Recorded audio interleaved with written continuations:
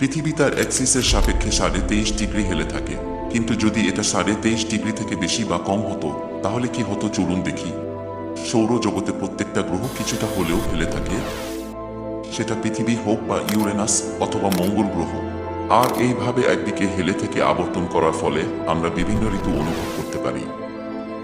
যেমন জুন মাসে এরকম হেলে থাকার কারণে উত্তর গোলার্ধ সূর্যের সরাসরি আলো পায়, তাই এখানে গ্রীষ্মকাল, এবং দক্ষিণ গোলার্ধে শীতকাল অনুভব করি।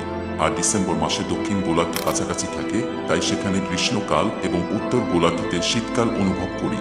এখন যদি পৃথিবী 0 ডিগ্রিতে হতো, মানে সোজা হয়ে সূর্যের চারিদিকে প্রদক্ষিণ করত, তাহলে পুরো সাল দুটো গোলার্ধে সোজাভাবেই সূর্যের আলো পড়ত, আর পৃথিবীতে বিভিন্ন রকম ঋতু যেমন শীতকাল গ্রীষ্মকাল কম হতো। একইভাবে যদি পৃথিবী 23.5 ডিগ্রি থেকে বেশি কোণে হেলে থাকত, তাহলে দুই গোলার্ধের সাথে সূর্যের দূরত্বের বেশি তারতম্য ঘটত।